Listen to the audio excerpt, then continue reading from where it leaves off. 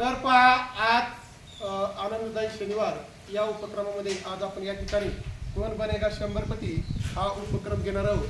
तर या उपक्रमामध्ये फेरीमध्ये पात्र होण्यासाठी पहिला प्रश्न हा सगळ्यांसाठी कॉमन असेल। जो फास्ट उत्तर देईल तोच काय होईल, या फेरीला पात्र होईल। त्यानंतर पहिल्या फेरीमध्ये तुम्हाला 3 प्रश्न विचारले जातील। पहिला प्रश्न असेल 5 रुपयासाठी, दुसरा 10 आणि तिसरा 15 रुपयासाठी। त्यानंतर दुसरी फेरी असेल, पहिल्या फेरीचे प्रश्नाचे उत्तर तुम्ही बरोबर दिले की दुसरी फेरी, आणि दुसऱ्या फेरीमध्ये पहिला प्रश्न असेल 20 रुपयासाठी आणि दुसरा प्रश्न 22 रुपयासाठी। आणि या फेरीमध्ये दोन्ही प्रश्नाचे उत्तर दिले तर तुम्ही तिसऱ्या फायनल फेरीसाठी पात्र आहात। आणि शेवटच्या फेरीमध्ये एकच प्रश्न विचारला जाईल, तो असेल 28 रुपयासाठी। आणि हे 28 रुपये तुम्ही जिंकले म्हणजे तुम्ही काय होणार, कोण बनेगा शंभरपती, म्हणजे तुम्ही शंभरपती 100 रुपये जिंकलेले असणार।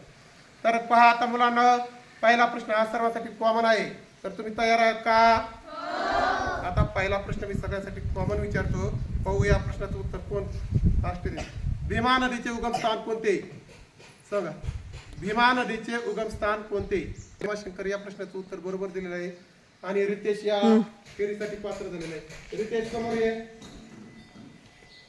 2 टाळामधून रितेशचं स्वागत करत आहे। आता रितेश तू समोर राहा। रितेश, प्रथम तू या कोण बनेगा शंभरपती या उपक्रमामध्ये तू या स्पर्धेमध्ये पात्र झाला, त्याबद्दल तुझं प्रथमतः अभिनंदन। तर मी तुला या सगळ्या फेऱ्या एकदा समजून सांगतो। तर पहा रितेश, या फेरीमध्ये 3 फेऱ्या होतील या उपक्रमामध्ये।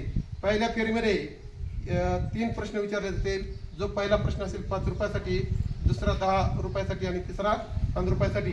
त्यानंतर दुसरी फेरी, त्यामध्ये पहिला प्रश्न 20 रुपयासाठी आणि दुसरा प्रश्न 22 रुपयासाठी। आणि तिसरी जी फेरी असेल, तिसऱ्या फेरीमध्ये एकच प्रश्न विचारला जाईल, तो असेल 28 रुपयासाठी। तर तू या स्पर्धेसाठी तयार आहे का? हो। तर पहा आता पहिल्या फेरीला सुरुवात होत आहे। पहिल्या फेरीमधला पहिला प्रश्न मी तुला विचारतो, पाहू या प्रश्नाचं उत्तर तुला येतं कसं। भारताचे राष्ट्रीय फूल कोणते? कमळ। बरोबर आहे, या प्रश्नाचं उत्तर तू बरोबर दिलेलं आहे। भारताचे राष्ट्रीय फूल कमळ आहे आणि तू आता या स्पर्धेमध्ये 5 रुपये जिंकलेला आहे। आता तू जर व्यवस्थित खेळ, कारण आता पुढचा प्रश्न जसे जशी रक्कम वाढत जाईल, पुढचा प्रश्न आता आपल्याला तुझ्यासाठी 10 रुपयाचा आहे। तर पहा पुढचा प्रश्न 10 रुपयासाठी। या प्रश्न, चंद्र अजिबात न दिसणारा दिवस कोणता? अमावास्या। बरोबर आहे, दुसऱ्या प्रश्नाचं उत्तर तू बरोबर दिलं आहे आणि 10 रुपये जिंकलेला आहे। आता या फेरीमधला तिसरा प्रश्न 15 रुपयासाठी। महाराष्ट्रातील सर्वात मोठी नदी कोणती? गोदावरी। बरोबर आहे, आणि महाराष्ट्रातील सर्वात मोठी नदी गोदावरी आहे। आणि या पहिल्या फेरीमध्ये 3ही प्रश्नाचे उत्तर तू बरोबर दिलेले आहे आणि 30 रुपये या ठिकाणी तू जिंकलेला आहे।